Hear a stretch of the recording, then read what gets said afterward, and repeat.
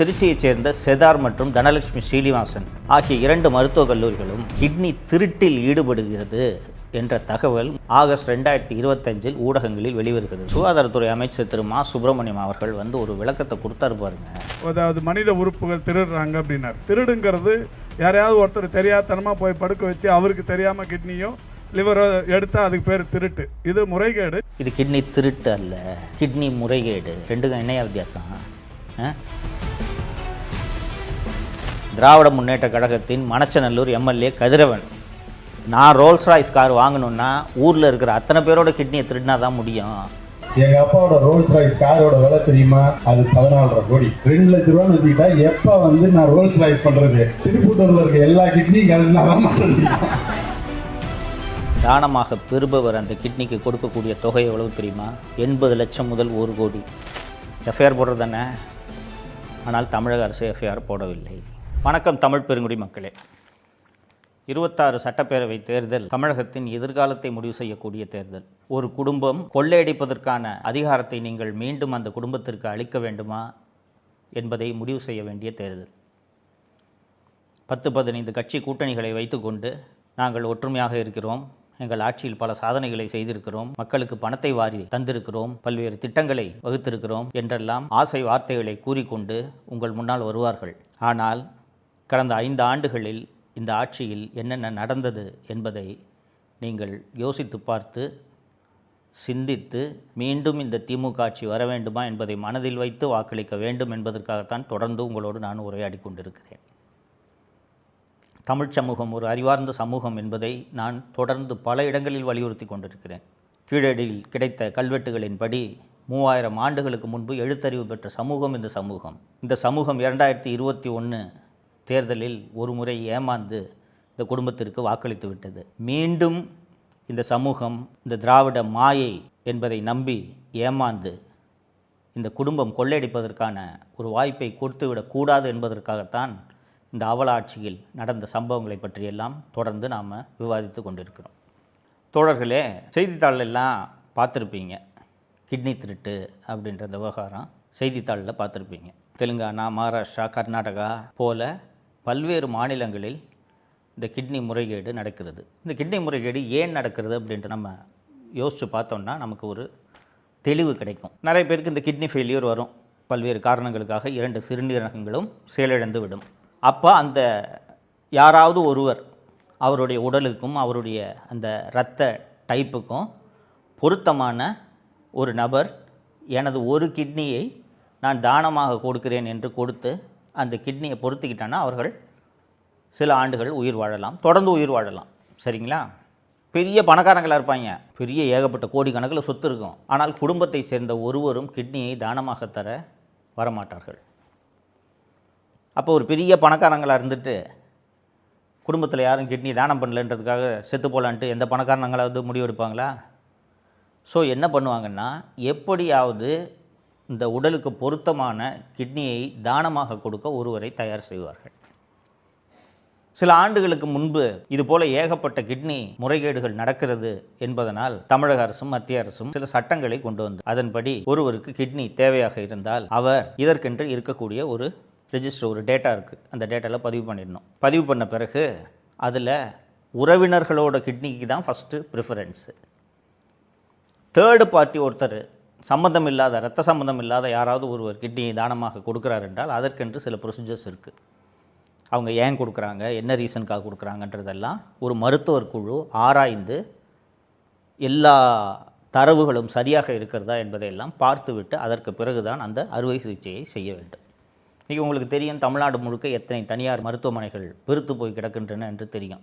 எல்லா தனியார் மருத்துவமனைகளும் சொல்லலை, சில தனியார் மருத்துவமனைகள் இதுபோல் கிட்னியை திருடி தான் பொழப்பே நடத்துகிறாங்க. அப்படி திருச்சியைச் சேர்ந்த செதார் மற்றும் தனலட்சுமி ஸ்ரீனிவாசன், பெரம்பலூரில் இருக்கக்கூடிய தனலட்சுமி ஸ்ரீனிவாசன் ஆகிய 2 மருத்துவக் கல்லூரிகளும் இதுபோல் கிட்னி திருட்டில் ஈடுபடுகிறது என்ற தகவல் முதல் முறையாக கடந்த ஆகஸ்ட் 2025 ஊடகங்களில் வெளிவருகிறது. எப்படி வெளிவருதுன்னு கேட்டிங்கன்னா, அந்த நாமக்கல் அந்த பகுதியில் பள்ளிப்பாளையத்துல எல்லாம் நிறைய இந்த நெசவாளர்கள், தறி நெய்றவங்க நிறைய பேர் இருப்பாங்க. அவர்கள் அதிகமான வட்டிக்கு, கந்து வட்டிக்கு கடன் வாங்கி விடுவார்கள். அந்த கடன் 1 லட்சமாக இருந்து 2 லட்சமாக இருந்து வட்டிக்கு வட்டி குட்டி போட்டு 3-4 லட்சம்ட்டு ஆகி போயிடும். இந்த கடைக்காரன் கடுமையான நெருக்கடி பண்ண உடனே அந்த நேரத்தில் இந்த ஒவ்வொரு மருத்துவமனையும் கிட்னிக்குன்னு புரோக்கர்ஸ் வச்சுருக்காங்க. அந்த புரோக்கர்ஸ் போய் இந்த ஏழை மக்களை அணுகுவார்கள். அணுகி இந்த மாதிரி ஏமா அந்த மாதிரி வீட்டில் கடங்காரன் வந்து நிற்கிறேன், ஏன் கஷ்டப்படுற, ஒருத்தருக்கு அவசரமாக ஒரு கிட்னி தேவைப்படுது, உன்னோட கிட்னி பொறிஞ்சு போகுது, நீங்கள் உன் கிட்னியை தானமாக ஒரு கிட்னியை கொடுத்துட்டேன்னா உனக்கு ஒரு 4 லட்ச ரூபா பணம் வாங்கித்தேன்னா அதை வச்சு நீ கடன் அடைச்சிடலாம், வீடை முடிச்சிடலாம், பிள்ளை கல்யாணத்துக்கு வச்சிடலாம் அப்படின்னு சொன்னோன்னே அந்த ஏழை மக்கள் என்ன பண்ணுவாங்க, நீங்களும் நானும் கிட்னியை விற்போமா, ஏழைங்களாக இருக்கணும் தானே கிட்னி விற்கிறாங்க. ஸோ அந்த 4 லட்ச ரூபா வாங்கிக்கிட்டு அந்த கிட்னியை அவர்கள் தானமாக பெறுபவருக்கு கொடுத்து விட்டு சென்று விடுகிறார்கள்.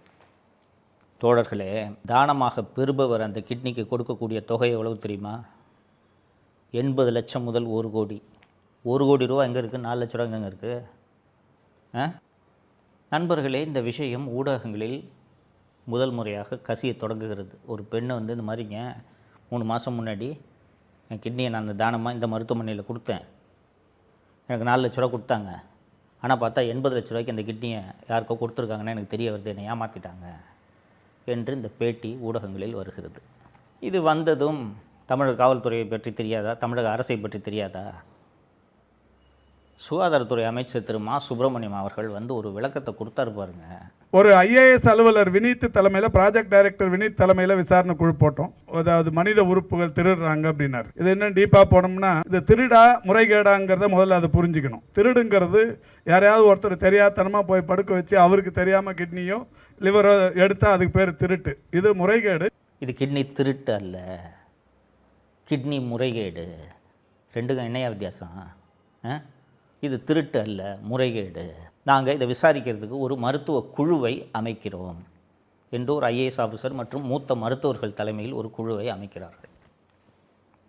அந்த குழு போய் செதார் மருத்துவமனை மற்றும் தனலட்சுமி ஸ்ரீனிவாசன் மருத்துவமனை ஆகிய 2 மருத்துவமனைகளிலும் நடந்த அந்த கிட்னி மாற்று ஆப்ரேஷன் எல்லா ஆவணங்களையும் ஆய்வு செய்கிறார்கள். ஆய்வு செய்து அந்த கமிட்டி என்ன அறிக்கை கொடுக்குது தெரியுமா? ஒரு கிட்னி மாற்று, சிறுநீரக மாற்று அறுவை சிகிச்சை செய்ய வேண்டும் என்றால் இதெல்லாம் ப்ரொசீஜரு, இத்தனை ஸ்க்ரீனிங் கமிட்டி இருக்குது, இவ்வளவு டாக்குமெண்ட்ஸ் இருக்குது, இது எல்லாத்தையும் செக் பண்ணி இது எல்லாமே சரியாக இருந்தால் மட்டும்தான் அறுவை சிகிச்சை செய்ய வேண்டும்.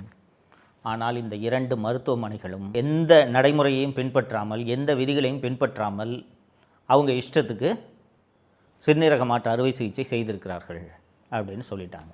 இது தமிழக அரசு அமைத்த குழு. இது போன்ற ஒரு தமிழக அரசு அமைத்த ஒரு மருத்துவ குழு, ஐஏஎஸ் அதிகாரி தலைமையிலான ஒரு குழு ஒரு அறிக்கை கொடுத்துட்டோன்னா இதோட அடுத்த கட்டம் என்னங்க? எஃப்ஐஆர் போடுறது தானே. ஆனால் தமிழக அரசு எஃப்ஐஆர் போடவில்லை.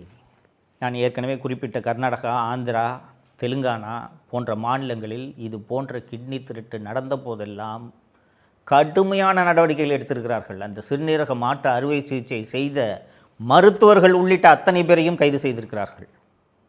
தமிழ்நாடு அரசு எஃப்ஐஆர் போடலைங்க. சென்னை உயர்நீதிமன்ற மதுரை கிளையில் ஒரு பொதுநல வழக்கு தாக்கல் செய்யப்படுகிறது. தாக்கல் செஞ்ச உடனே நீதிபதி திரு எஸ்.எம். சுப்பிரமணியம் அவர்கள் தலைமையிலான அமர்வு வழக்கு தாக்கல் செஞ்ச உடனே அரசு தரப்பு பார்த்து கேட்குறாரு, என்ன சார் எஃப்ஐஆர் போடுறதுல உங்களுக்கு என்ன சார் பிரச்சனைன்னு கேட்குறாரு. அரசு தரப்பு வழக்கறிஞர், எடுத்தவனெல்லாம் இந்த விஷயத்தில் எஃப்ஐஆர்லாம் போட முடியாது சார், நாங்கள் இதற்கென்று சில வழிமுறைகள்லாம் இருக்குது, இந்த கிட்னி டிரான்ஸ்பிளான்ட் சம்பந்தமாக இருக்கக்கூடிய சட்டம் எஃப்ஐஆர் போடக்கூடாதுன்னு எங்களை தடுக்குது என்று ஒரு வாதத்தை வைக்கிறார். வைத்ததும் அந்த பொதுநல வழக்கு தொடுத்த அந்த மனுதாரர் சார்பில் போன வாரம் கூட தெலுங்கானாவில் எஃப்ஐஆர் போட்டு டாக்டர்ஸை அரெஸ்ட் பண்ணிட்டு போயிருக்காங்க, தமிழ்நாட்டு டாக்டர்ஸை அரெஸ்ட் பண்ணிட்டு போயிருக்காங்க, கர்நாடகாவில் கைதுகள் நடந்திருக்கின்றன, மகாராஷ்டிராவில் கைதுகள் நடந்திருக்கின்றன, இவங்க பொய் சொல்கிறாங்க என்று சொன்னதும் நீதிபதி, நீங்கள் எஃப்ஐஆர் போடுற மாதிரி எனக்கு தெரியலங்க, ஒரு விஷயத்தை புரிஞ்சுக்குங்க, ஏழை ஜனங்க தான் கிட்னியை தானமாக கொடுக்குறாங்க, இது அரசியலமைப்பு சட்டம் பிரிவு 21 வழங்கியுள்ள வாழும் உரிமைக்கு எதிரானது. ரைட் டு லைஃப் இருக்குல்ல, இந்த ரைட் டு லைஃப்பை பறிக்குது இந்த கிட்னி திருட்டு. இவ்வளவு மோசமான ஒரு சம்பவம் நடந்திருக்குது, நான் மீண்டும் மீண்டும் ஏன் சார் எஃப்ஐஆர் போடலன்னு கேட்டால் அரசு தரப்பு எஃப்ஐஆர் போட மாட்டேன் என்பதற்கு பல்வேறு காரணங்களை சொல்கிறதே தவிர எஃப்ஐஆர் போடுவேன்ட்டு ஒரு வார்த்தை சொல்லவில்லை. ஸோ எனக்கு தமிழக அரசு இதை விசாரிக்கும் என்ற நம்பிக்கை எனக்கு இல்லை. அதனால் உடனடியாக ஒரு சிறப்பு புலனாய்வு குழுவை அமைக்கலாம் என்று இருக்கிறேன். அதனால் தமிழகத்தை சேர்ந்த ஒரு 5 ஐபிஎஸ் அதிகாரிகளின் பட்டியலை கொடுங்கள் என்று காலையில் நீதிபதி அரசு தரப்பில் ஆஜரான மூத்த வழக்கறிஞர் திரு அஜ்மல் கான் அவர்களிடம் சொல்கிறார். மதியம் 2:30 மணிக்கு திரு அஜ்மல் கான் அவர்கள் வருகிறார். வந்துட்டு ஐபிஎஸ் அதிகாரி 5 பேரை தானே கொடுங்கன்னு சொன்னாங்க. அஜ்மல் கான் ஒரு எஸ்பி, ஒரு டிஎஸ்பி, ஒரு இன்ஸ்பெக்டர் பேர் கொடுத்து இந்தாங்க சார் இவங்க விசாரிப்பாங்க அப்படின்னு சொன்ன உடனே நீதிபதிக்கு தெரிஞ்சு போச்சு. ஒரு இன்ஸ்பெக்டரும் டிஎஸ்பியும் கிட்னி திருட்ட விசாரிச்சிட முடியுமா? அதுவும் அந்த தனலட்சுமி ஸ்ரீனிவாசன் மருத்துவமனையின் உரிமையாளர் திராவிட முன்னேற்ற கழகத்தின் மணச்சநல்லூர் எம்எல்ஏ கதிரவன். அவர் ஒரு இடத்துல வெளிப்படையாக பேசுகிறாரு. நான் கிட்னி திருடினேன்னு சொல்கிறாங்க. ரோல்ஸ் ராய்ஸ் கார் வச்சுருக்கேன்னு சொல்கிறாங்க. எங்கள் அப்பா தான் ரோல்ஸ் ராய்ஸ் கார் வச்சுருக்காரு. நான் ரோல்ஸ் ராய்ஸ் கார் வாங்கணுன்னா ஊரில் இருக்கிற அத்தனை பேரோட கிட்னியை திருடினா தான் முடியும். ஒரு கிட்னி மாற்று அறுவை சிகிச்சைக்கு எங்கள் மருத்துவமனைக்கு 20,000 தான் கிடக்குதுன்னு கணக்கு வழக்கு சொல்லிட்டு இருக்காருங்க அவர்.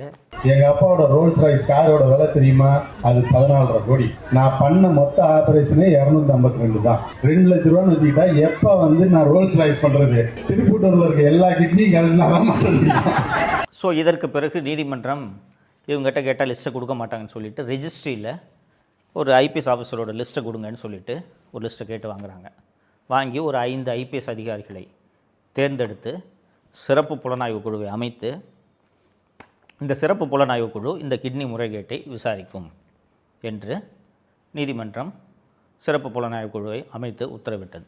தோழர்களே, இதில் ஏதாவது இந்த நீதிமன்றத்தோட உத்தரவில் ஏதாவது தவறு இருக்கா? நீதிமன்றம் திருப்பி கேட்குது, ஏங்க நீங்கள் அமைச்ச மருத்துவ குழு கிட்னி முறைகேடு நடந்திருக்குன்னு சொல்லிட்டு அறிக்கையில் சொல்லியிருக்குங்க, அப்புறம் என்னங்க எஃப்ஐஆர் போட உங்களுக்கு என்னங்க பிரச்சனைன்னு கேட்டால், இல்லை சார் ரூல்ஸில் இடம் இல்லை சார்னு காரணம் சொல்லிகிட்டு இருக்காங்க. இன்னொன்று கொஞ்சம் யோசிச்சு பாருங்கள்.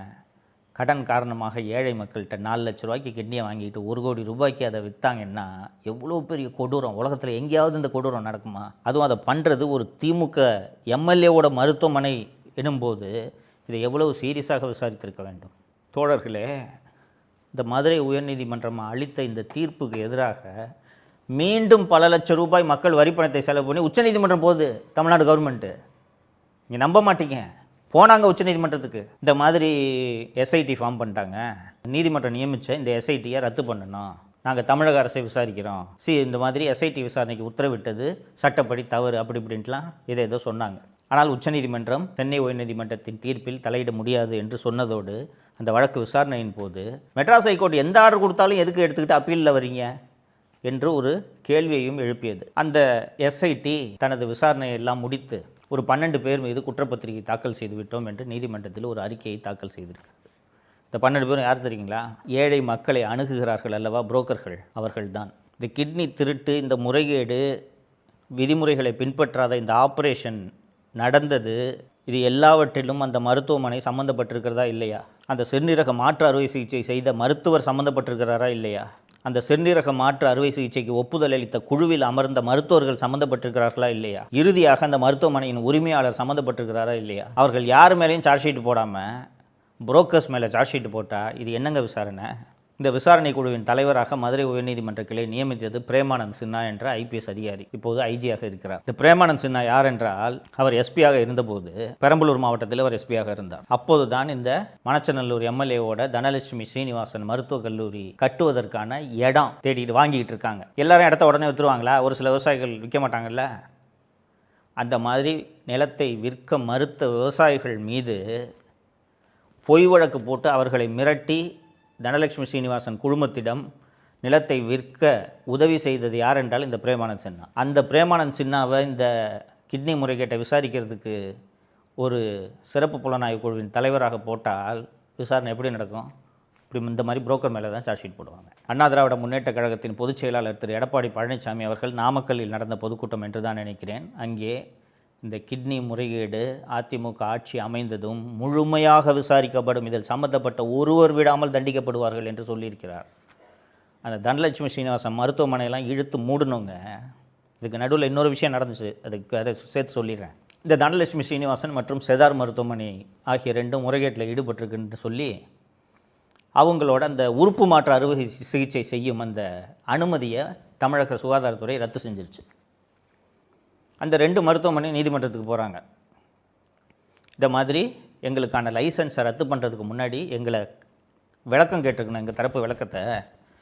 அப்படி இவங்க கேட்கல, அதனால் ரத்து பண்ணது தப்பு என்று நீதிமன்றத்தை அவர்கள் அணுகியதும் நீதிமன்றம் இவர்கள் சொல்வது சரி என்று தமிழக அரசு ரத்து பண்ணதை ரத்து பண்ணிடுச்சு.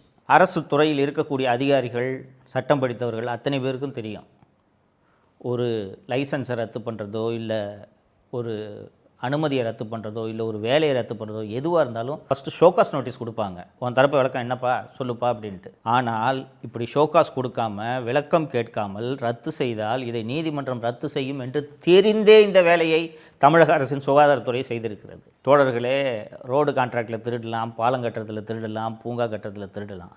கிட்னி திருடுறவனை காப்பாற்றுற கவர்மெண்ட்டை எங்கேயாவது கேள்விப்பட்டிருக்கீங்களாங்க? ஏழை ஜனங்க தானங்க கிட்னி வைக்கிறாங்க. 4 லட்ச ரூபாய் அவனுக்கு கொடுத்துட்டு 1 கோடி ரூபாய்க்கு அந்த கிட்னியை விற்று சம்பாரித்து அதில் ரோல்ஸ் ராய்ஸ் காரை வாங்கிக்கிட்டு சுற்றுறானுங்களே. இந்த ஆட்சியாக தொடரணும், யோசித்து முடிவெடுங்கள். நன்றி. தமிழகத்தை காப்போம்.